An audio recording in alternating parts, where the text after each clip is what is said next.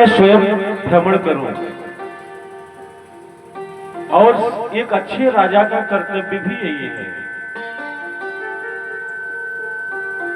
राजा का कर्तव्य है कि अपने मंत्रियों और शुभचिंतकों के सहारे राजपाट न चलाए, बीच बीच में स्वयं जो है प्रजा का हाल समाचार लेने के लिए जाना चाहिए। और आपको बताएं, राजा में तो पिता का वास होता है। राजा जो है पिता तुल्य होता है। राजा भगवान है। और राजा की नैतिक जिम्मेदारी बनती है कि उसके राज्य की सारी प्रजा भोजन कर ले, शयन कर ले, उसके बाद राजा भोजन शयन करे। राजा की जिम्मेदारी है। बजे ताली जुगल कर से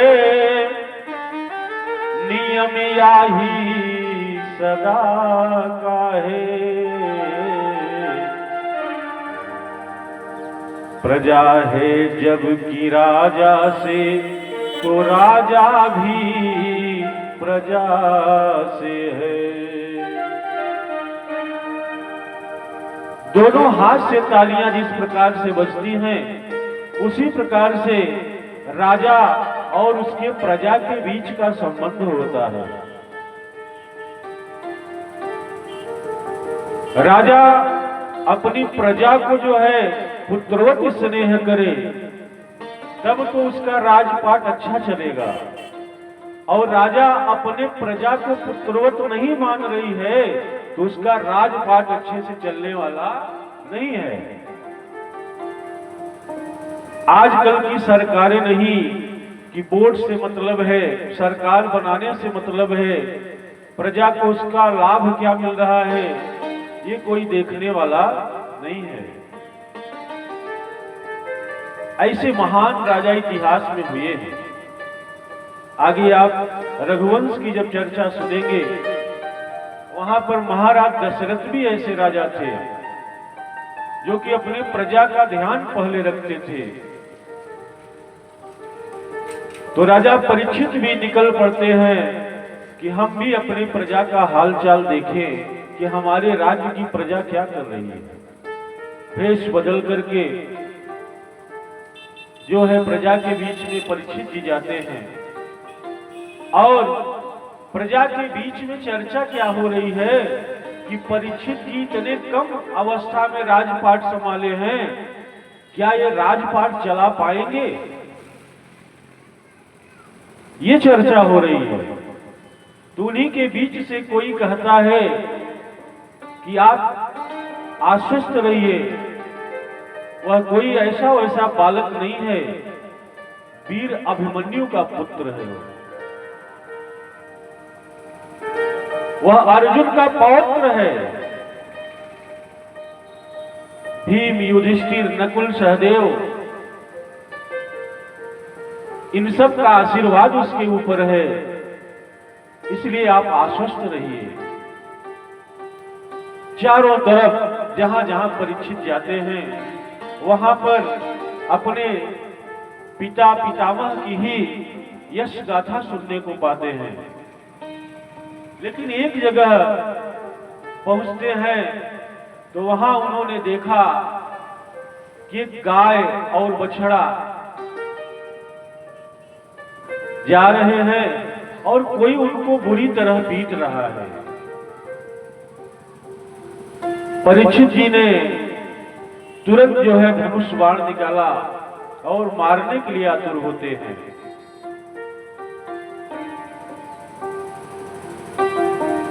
गाय और बछड़े के बीच में जो चर्चा चल रही थी, उसको सुनने के बाद परीक्षित जी ने यह भी पूछा कि आप हैं कौन और आपको ये कौन दुष्ट परेशान कर रहा है।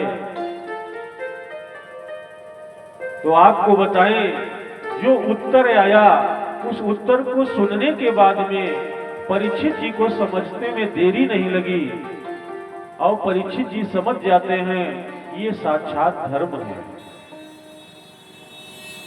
हम लोग यहाँ पे बैठे हैं और समस्त जीव मात्र का भी एक स्वभाव बन गया है कि हम लोग दूसरों की निंदा करते भी हैं और दूसरों की निंदा सुनते भी हैं। लेकिन यहाँ पर जब परीक्षित जी ने पूछा यह दुष्ट आपको परेशान क्यों कर रहा है, तो जो उत्तर आया उसको सुन करके परीक्षित जी तुरंत समझ जाते हैं। उत्तर में बछड़े ने कहा कि महाराज, शास्त्र कहते हैं कि कोई किसी को दुख नहीं देता है। शास्त्र कहते हैं कि कोई किसी को दुख नहीं देता, सब अपने ही कर्मों का फल भोगते हैं। शास्त्र यह भी कहता है कि प्रारब्ध में जो लिखा है वही आपको भुगतना पड़ेगा। तो कोई नहीं सुख दुख कर दाता, कोई किसी को सुख देने वाला नहीं है और न कोई किसी को दुख देने वाला है। तो जो भाग्य में लिखा है उसको हम भुगत रहे हैं। परीक्षित जी ने तुरंत समझा कि बिना किसी की निंदा किए हुए, बिना किसी की आलोचना किए हुए अगर इस प्रकार की वाणी कोई बोल रहा है तो वो साक्षात धर्म ही है। जिनके 3 पैर टूट चुके हैं, 1 पैर पे चल रहे हैं। परीक्षित जी ने धनुष बाण जैसे ताना तो कलयुग जो है हाथ जोड़ के शरणागत हो जाता है। और कलयुग कहता है महाराज, मैं कलयुग हूं। परीक्षित जी ने कहा आप हमको परेशान क्यों कर रहे हैं? आपको हम मार देंगे, आप मेरे राज्य से निकल जाएं। परीक्षित जी ने कहा कि महाराज, परीक्षित से कलयुग ने कहा कि महाराज, पृथ्वी पर, संपूर्ण पृथ्वी पर आपका ही साम्राज्य है, तो हम जाएं तो जाएं कहां? हमें कोई रहने का स्थान दे दीजिए। तो परीक्षित जी कहते हैं, अरे कलयुग, हम तुम्हें रहने के लिए स्थान ही क्यों दें? अगर तुम्हारे पास इतनी बुराइयां हैं तो हम क्यों आपको स्थान दें? कलयुग ने कहा महाराज, मेरे अंदर एक अच्छाई भी है। बाबा तुलसीदास जी ने भी लिखा है, कलयुग केवल नाम आधारा, सुमिर सुमिरी भव उतर ही पारा। अन्य युगों में तो ध्यान करना पड़ता था, तपस्या करनी पड़ती थी, यज्ञ करने पड़ते थे, लेकिन कलयुग में इतनी सरलता है, इतनी सरलता है कि बस भगवान का नाम आप जाप कर ले, आपका उद्धार हो जाएगा।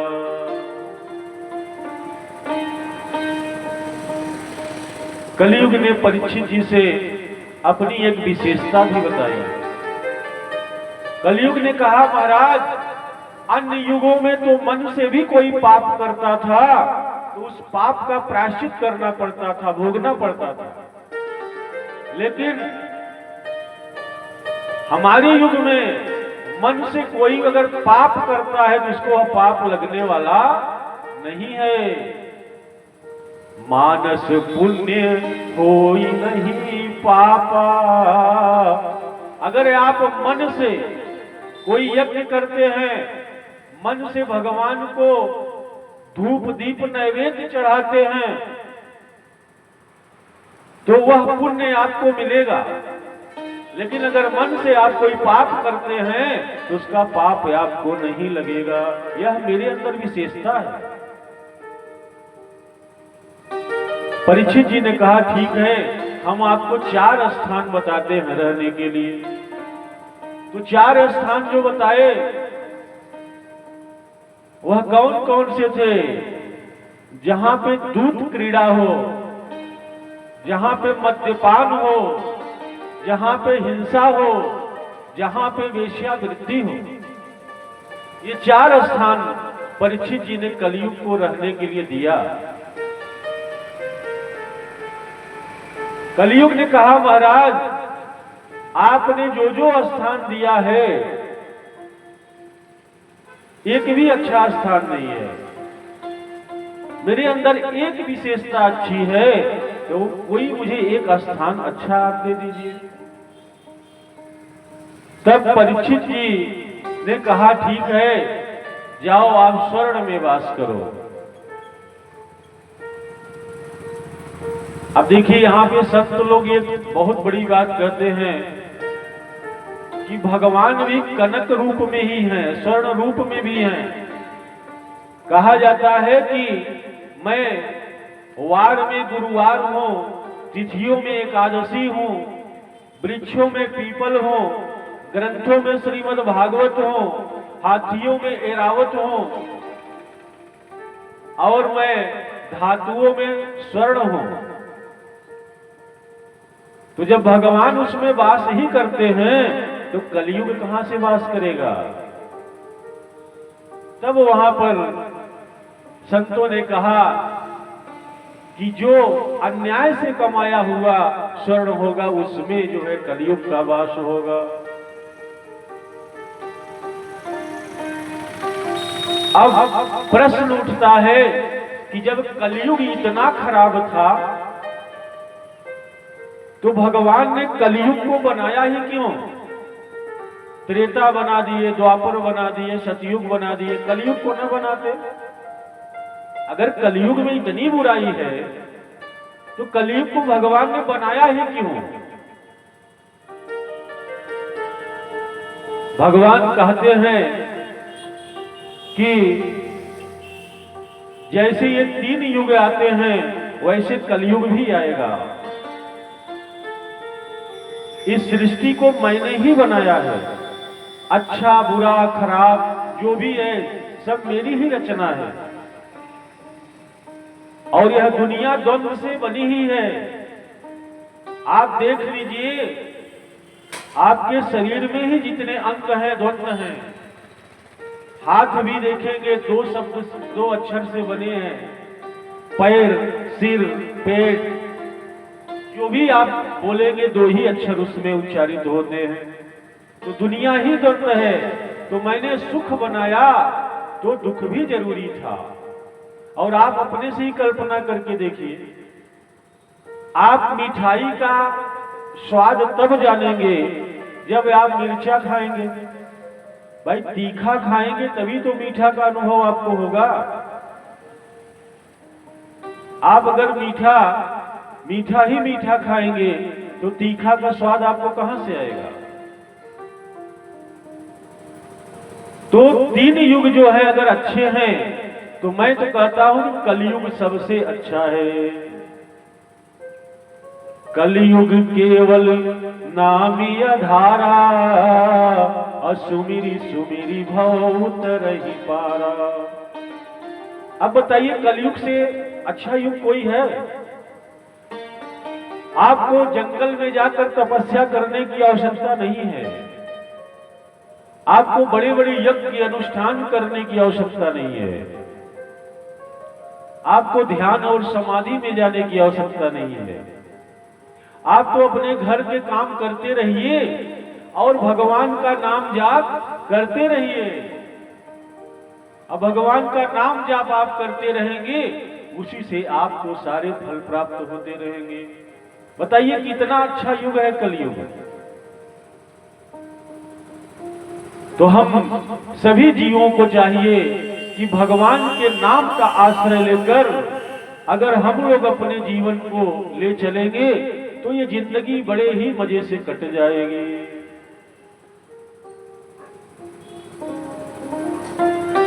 जैसे बरसात होती है, तो बरसात में अगर आप बाहर निकलते हैं तो क्या करते हैं। बरसात तो हो रही होगी ही, आप क्या करेंगे, आप छतरी लेकर के बाहर निकलेंगे। छतरी, बरसात अपना काम कर रही, करने दो, आप छतरी लेके बाहर निकलिए तो आपको जो है बारिश प्रभावित करने वाली नहीं है। तो कलयुग को भी अपना काम करने दीजिए। आप भी भगवान के संकीर्तन में लिप्त हो जाइए, भगवान के नाम का गुणगान करते रहिए, तो वही छतरी का काम करेगी और कलयुग अपना काम करेगा और आप अपना काम करेंगे।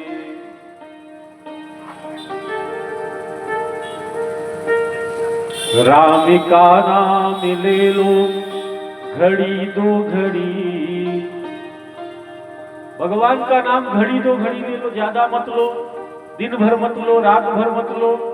और इतना सरल नाम है कि काम करते चलो, नाम जपते चलो, जिंदगी का सफर यूं ही कट जाएगा। भगवान के नाम का आश्रय ले लीजिए, बस आपका जीवन जो है पार हो जाएगा। ये जो है भागवत महापुराण में 18,000 श्लोकों की जो ये संहिता है, इसको पूरे श्लोक को आपको अपने जीवन में उतारने की जरूरत नहीं है। कोई एकाक अक्षर आपके पूरे जीवन को प्रभावित कर देगा। इस प्रकार से परीक्षित जी चले आते हैं और एक दिन जो है ऋषि दर्शन का मन हुआ और तैयार होकर वो जैसे निकले, शिकार करने के लिए उनका मूड बन गया। क्यों मूड बन गया? एक तरफ मन बना था कि हम आज ऋषि दर्शन करने चलेंगे, और जैसे ही एक विशेष ताज था जो भीमसेन जी लाए थे, जरासंध का ताज था, अन्याय से कमाया हुआ वो ताज था, और जैसे ही उसको परीक्षित जी ने धारण किया तो ऋषि दर्शन का भाव खत्म और शिकार खेलने का भाव जो है जागृत हो जाता है। शिकार खेलने के लिए परीक्षित जी निकल पड़ते हैं। दिन भर घूमते रहे आखेट के पीछे, और आपको बताएं काफी तरह से थक चुके थे, भूख भी लगी थी, प्यास भी लगी थी। और पहले ऋषि मुनियों के आश्रम जंगल में हुआ करते थे, जंगल में। अब आज के ऋषि मुनियों की तो बात ही छोड़ दीजिए, उनके पास आश्रम तो नहीं देखने को मिलेंगे, बड़े बड़े महल जरूर देखने को मिल जाएंगे। धन्य है आज के ऋषि। आज के ऋषि और पहले के ऋषियों में कितना अंतर है। हम तो कभी कभी ये सोचते हैं, आपको बताएं, कि जो ये व्यासपीठ का सम्मान है, जो ब्राह्मणों का सम्मान है, ये हम लोगों का पुरुषार्थ नहीं है, ये हमारे पूर्वजों का पुरुषार्थ है कि उसी को लोग देख करके आज भी हमें सम्मान देते हैं, उसी को देखकर। लेकिन कब तक चलेगा? अगर हम अपने अंदर नव चेतना का विकास नहीं करेंगे, हम अपने अंदर संस्कारों का विकास नहीं करेंगे, हम अपने बच्चों को अच्छे संस्कार नहीं देंगे, तो कौन जो है धर्म के रास्ते पे चलने का काम करेगा? कितने दिन हम अपने पूर्वजों की कमाई हुई, जो तपस्या की हुई, यश कीर्ति है, उसके सहारे कितने दिन हम लोग चलेंगे? तो पांडित्य, ब्राह्मणत्व हमें अगर जिंदा रखना है, लोग कहते हैं कि ब्राह्मणों की कोई पूजा नहीं करता, सम्मान नहीं करता। हमें पता है, आपको भी ये जानकारी हो कि ब्राह्मण पृथ्वी का देवता है, लेकिन कुछ ब्राह्मणों ने गलत कार्य करके अच्छे ब्राह्मणों का भी जीना मुश्किल कर दिया है। गेहूं के साथ घुन भी पिस रहा है। एक ब्राह्मण के द्वारा किया हुआ कोई कुकृत्य, कोई गलत कार्य अन्य ब्राह्मणों को भी प्रभावित करता है। अब ब्राह्मणों को तो त्रिकाल संध्या करनी चाहिए। त्रिकाल संध्या 3 बार कम से कम पूजा पाठ भगवान की करिए आप। न 3 बार करिए, 2 बार करिए, और न 2 बार करिए, 24 घंटे में 1 बार तो कर लीजिए। लेकिन नहीं कर पाते हैं। हम तो कभी कभी ये सोचते हैं कि बच्चों में यदि शुरू से संस्कार दे दिया जाए तो वह आगे चल के फलीभूत होता है। अब बच्चे बड़े हो गए, आप कहते हैं महाराज जी बच्चे तो हमारी सुनते ही नहीं है। कैसे सुनेंगे? बचपन से ही उनको आपने शिक्षा नहीं दिया है। शिक्षा कैसे देंगे आप? सबसे पहले आप स्वयं शिक्षित हो जाएं, तब तो शिक्षा देंगे। जीवन में 6 सुख होते हैं। आप लोग कहेंगे 6 सुख, हाँ 6 ही सुख है सिर्फ, उसी 6 सुख में पूरी दुनिया है। अर्थागमो नित्यम रोगिताच प्रियाच भार्या प्रियवादिनी च वशस्य पुत्रो अर्थकरी च विद्या षड्जीवी लोके सुखानि राजन्। ये 6 सुख हैं। आपके घर में अर्थ का आगमन होना चाहिए। बिना धन के कुछ होने वाला नहीं है। और दूसरा सुख है कि यह आपकी काया जो है निरोगी होनी चाहिए। कुछ संत लोग तो कहते हैं कि प्रथम सुख निरोगी काया। कुछ ने तो यह कहा कि सबसे पहला सुख तो काया आपका स्वस्थ हो, आपका शरीर जो है स्वस्थ होना चाहिए। लेकिन कुछ संतों ने कहा कि नहीं, अर्थ का आगमन होना चाहिए। और दूसरा सुख है कि आपका शरीर स्वस्थ हो। और तब जाके अगले सुख के बारे में बताते हैं। प्रिया च भार्या प्रियवादिनी च। घर में आपकी भार्या जो है प्रिय हो। भार्या कहें तो पत्नी, पत्नी प्रिय हो और प्रिय बोलने वाली हो, प्रियवादिनी च।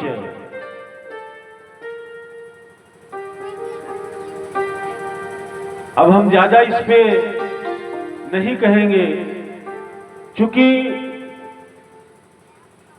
बहुत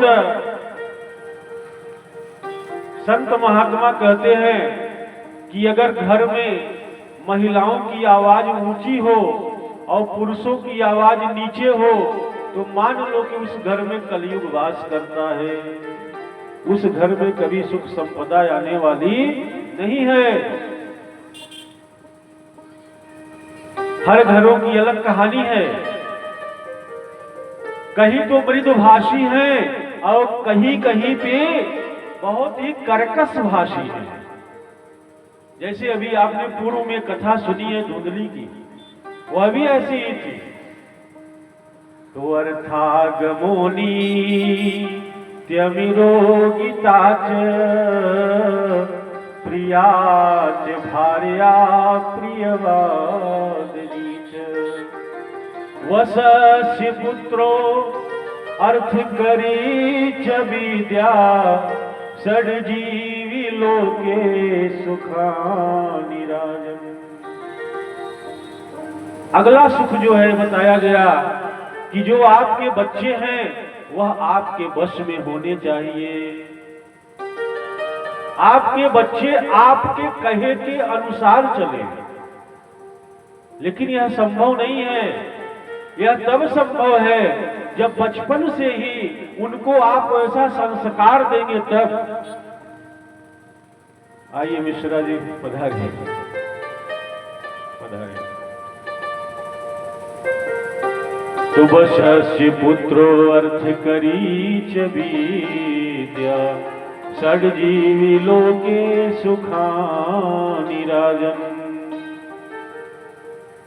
आपने जो विद्या कमाई है वह अर्थदायिनी होनी चाहिए। बहुत लोग अपने बच्चों को बीटेक कराते हैं, एमटेक कराते हैं, बड़ी बड़ी डिग्रियां देते हैं, लगभग 10 लाख रुपए फूंक देते हैं उनके पीछे। अब बाद में वो लड़का करता क्या है, घर में आकर के झाड़ू लगाता है, घर में पोछा लगाता है। तो क्या फर्क पड़ता है इतना पैसा फूंक के? बाबा रामदेव जी कहते हैं कि मैंने अपने पूरे जीवन में जो पढ़ाई की है उस पर पूरा खर्च जो आया है वो 500 रुपए का आया है। कितना आया है? 500 रुपया। और मुझे देखिए कि एक दिन में 5000 करोड़ रुपए का टर्नओवर होता है। ये बाबा रामदेव कहते हैं। अब कैसे उन्होंने किया आप सभी जानते हैं। आज अगर हम लोग घर में मंजन भी करते हैं तो दंत कांति लाते हैं, तमाम बहुत सारी उनके प्रोडक्ट चल रहे हैं। तो कहने का भाव ये है कि विद्या अर्थ को देने वाली हो, तो ये 6 ही सुख संसार में है। अगर ये 6 सुख अगर आपको प्राप्त हो जाएं तो आपका जीवन धन्य हो जाता है। तो मैं निवेदन कर रहा था कि ये आएगा कहां से?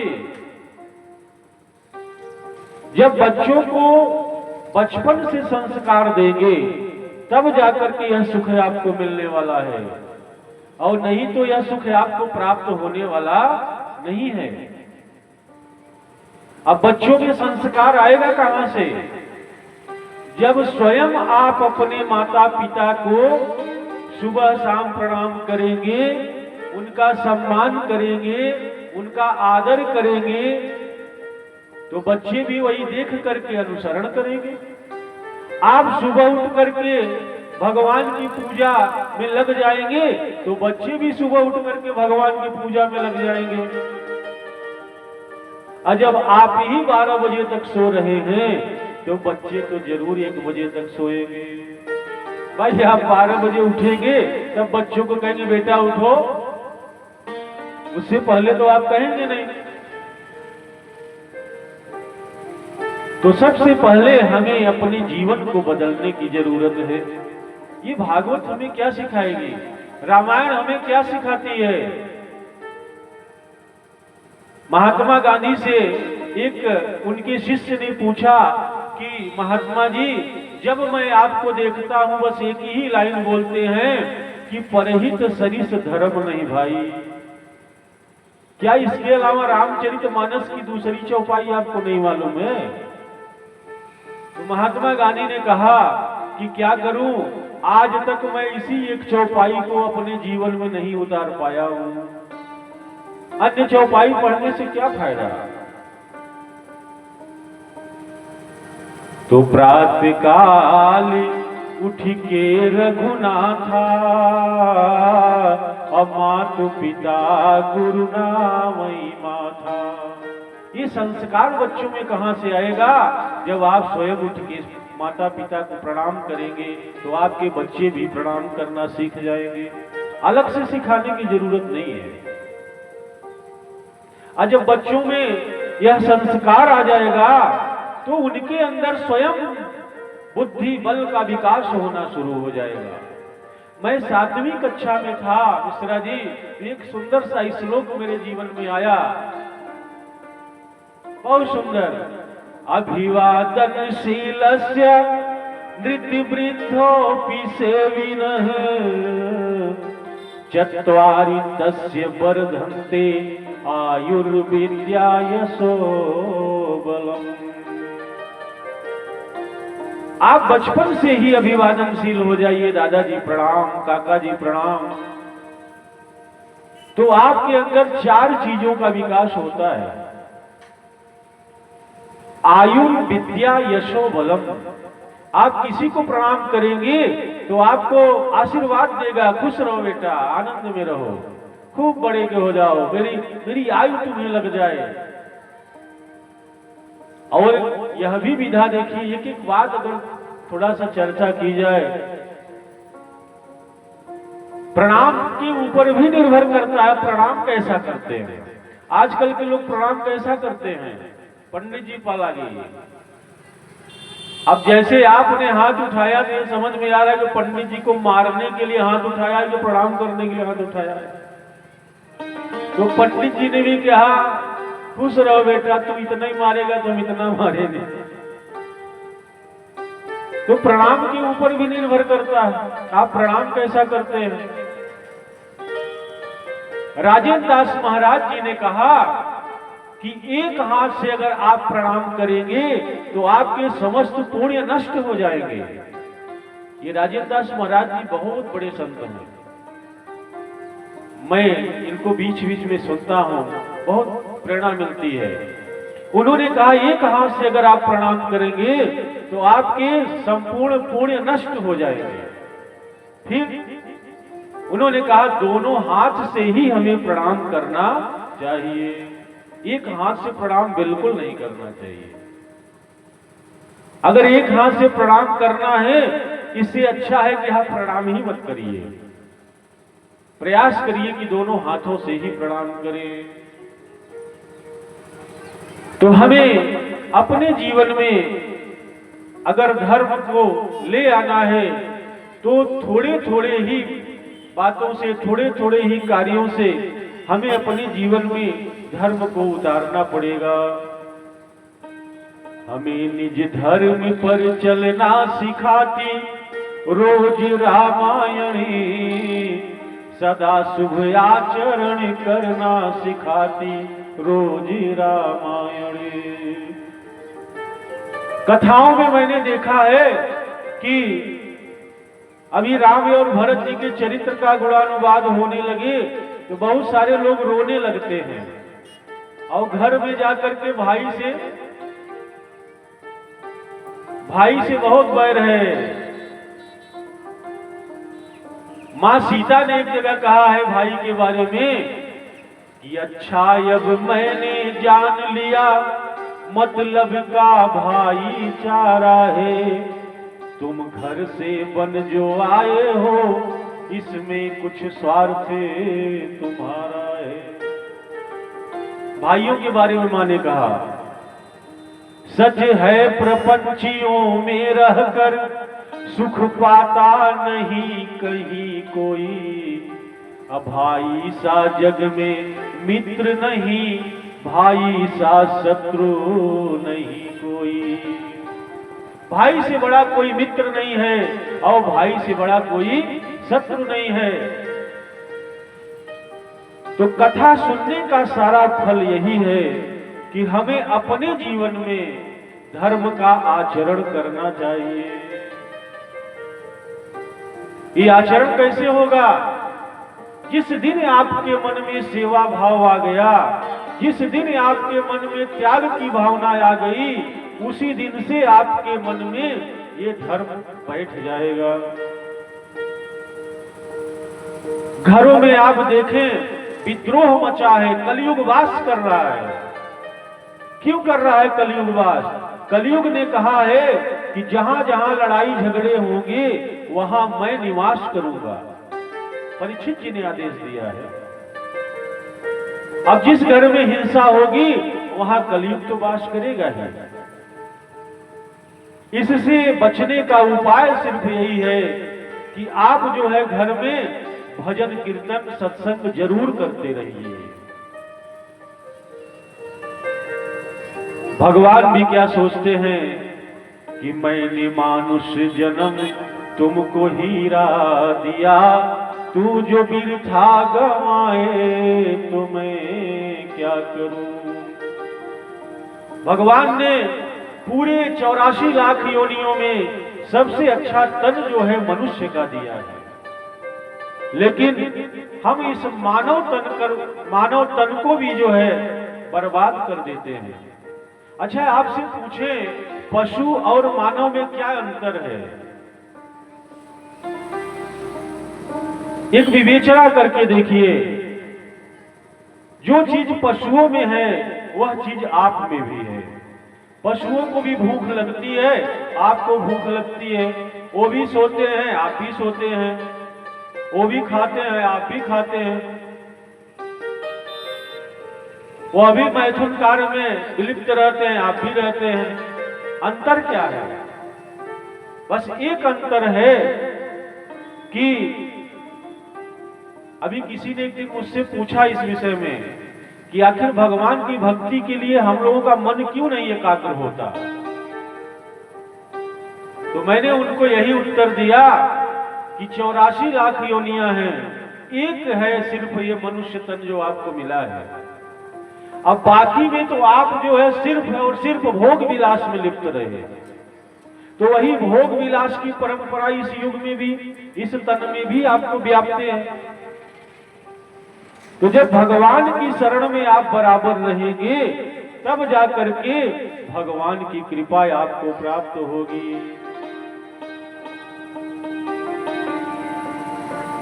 तो भगवान का आश्रय लेंगे तो जीवन आपका सफल हो जाएगा। इसी प्रकार से जो है अगर जीवन चलेगा आपका भगवान का आश्रय लेकर, तभी आप सुखी भी रहेंगे। धर्म प्रोज्झित कैत्रोत्र परमो निर्मत्सराणां शताम्। हमें निर्मत्सर होने की जरूरत है। निर्मत्सर अगर कहें तो जब हम लोगों के अंदर से मोह माया ईर्ष्या द्वेष छल दंभ दूर हो जाएगा तो मान लीजिए कि भगवान के आप काफी सन्निकट हैं। भगवान तो ये भी कहे हैं हमें पाने का सबसे सरल उपाय है, किसी मंदिर में मत जाओ, किसी देवालय में मत जाओ, किसी तीर्थ में मत जाओ। फिर क्या करो, अपने मन को साफ बना लो, भगवान आपके पास चले आएंगे। क्यों आप कहीं जाते हैं? लोभस चेति गुणेनि किं पिशुनता यद्यस्ति किं पातकैः सत्यम चेद तपसा शुचि मने यद्यस्ति किं तीर्थैः। आप अगर लोभ करेंगे तो पाप हो जाएगा, आप चुगलखोरी करेंगे तो आपसे पाप हो जाएगा। फिर करें क्या? कहने का भाव ये है कि अगर आप लालच करेंगे, किसी की निंदा करेंगे तो आपको पाप करने की जरूरत नहीं है, अपने आप पाप हो जाएगा। फिर क्या करें? सत्यम चेदि तपसा शुचि मने। आप सत्यभाषी बन जाइए, सत्य बोलिए। भगवान भी सत्य रूप में है। सत्य व्रतम सत्य परम त्रिसत्यम सत्यस्य योनिम निहितम च सत्ये सत्यस्य सत्य मृत सत्य नेत्रम सत्यात्मकम तां शरणं प्रपन्ना। भगवान भी सत्य रूप में है। देवता लोग जब भगवान की स्तुति करते हैं तो यही कहते हैं कि ऐ सत्य रूप भगवान, ऐ सत्य नारायण भगवान। अच्छा आप ये बताएं, सत्य किसको नहीं अच्छा लगता? हमें तो ये समझ में आता है जो बड़ा से बड़ा डकैत होगा, चोर होगा, बदमाश होगा, लुटेरा होगा, वो अभी कहता है भैया हम देखे झूठ नहीं पसंद करते। हाँ, झूठ नहीं पसंद करते। अब बताइए, हम लोग तो नहीं बोलते, चलो ठीक है, हम लोग कहें अच्छी बात है, लेकिन जो सर्वथा झूठ में ही लिप्त है वह भी अपने साथी से कहता है कि देखो भैया हमें झूठ पसंद नहीं है। इसका मतलब क्या है? इसका मतलब ये है कि सत्य रूपी भगवान को चोर लुटेरे भी पसंद करते हैं। तो सत्यम चेदि तपसा शुचि मने यद्यस्ति किं तीर्थैः। अगर आप सत्य बोलते हैं और आपका ये मन पवित्र है तो आपको कोई तीर्थ व्रत करने की जरूरत नहीं है। अब बताइए इतना सरल साधन कहां मिलेगा आपको? क्यों आप जाते हैं अमरनाथ धाम की यात्रा करने, केदारनाथ धाम की यात्रा करने? हाँ, हम बूढ़ी माताएं हैं, जो बूढ़े पिताजी लोग हैं, वो बेचारे तो केदारनाथ जा ही नहीं पाएंगे, गंगोत्री यमुनोत्री जा ही नहीं पाएंगे, क्योंकि घर की 2-4 सीढ़ियां वो चढ़ ही नहीं पाते, वहां कैसे चढ़ पाएंगे? तो उनके लिए क्या साधन है? तो उनके लिए साधन यही बताया गया कि आप घर में बैठ करके श्रीमद् भागवत महापुराण की कथा सुन लीजिए। जहां भगवान की ये कथा होती है वहां पर समस्त तीर्थ, समस्त देवता आकर के निवास करते हैं। हनुमान जी महाराज तो हमेशा ही रहते हैं। हनुमान जी महाराज तो कथा में अनवरत रहते हैं। जहां भी भगवान की कथा होती है, कोई पहुंचे चाहे न पहुंचे, हनुमान जी पहले पहुंचाते हैं। राम कथा रस रसिकी प्रभु, शंभुनाथ हनुमान। हनुमान जी से बढ़िया कोई श्रोता नहीं है। आप लोग ये बताएं कि जैसे अगर आप तालाब में कोई घड़ा लेकर जाते हैं तो वहां से पानी कितना लाएंगे? जितना आपका पात्र खाली रहेगा उतना ही पानी ले आएंगे। अगर आप घर से आधा घड़ा पानी लेके चले जाएं तो तालाब से कितना पानी आएगा?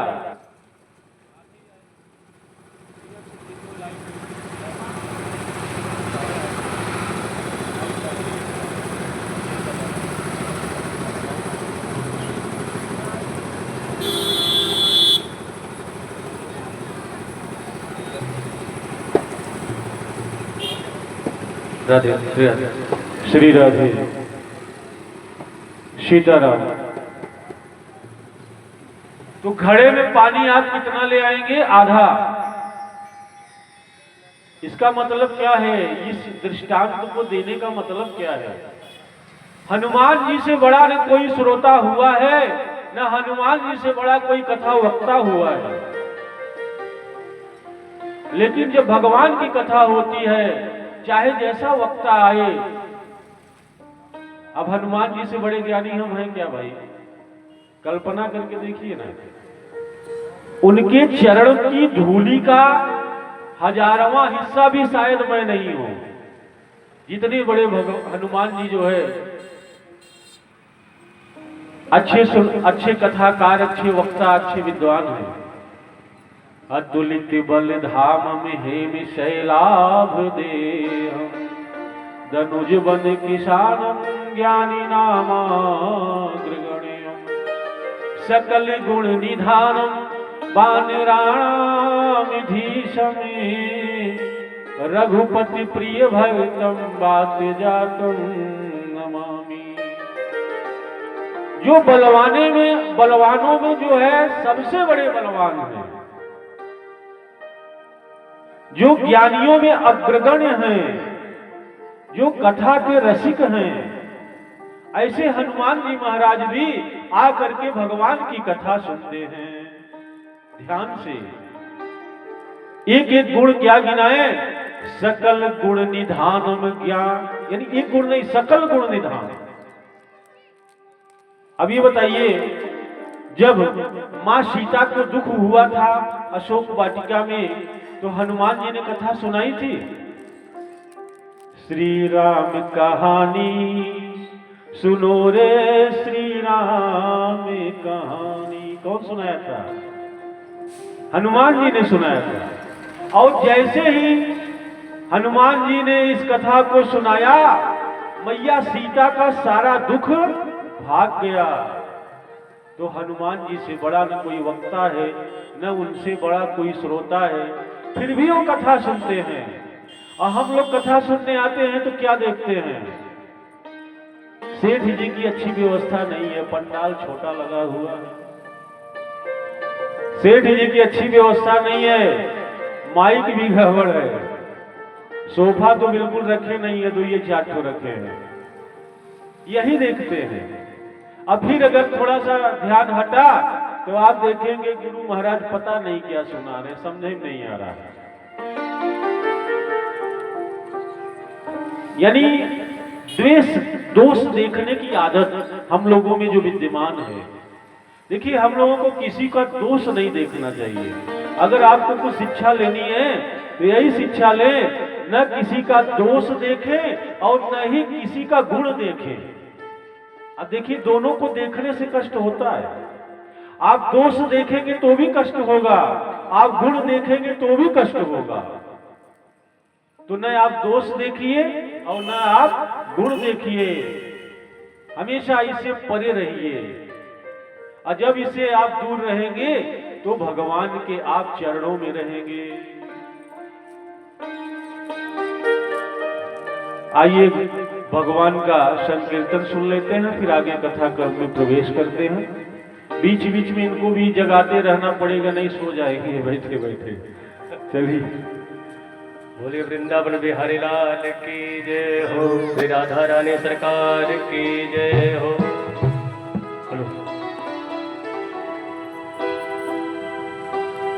राधा मेरे स्वामिनी, मैं राधे को दास, जन्म जन्म मोह दीजिए राधे, श्री वृंदावन धाम।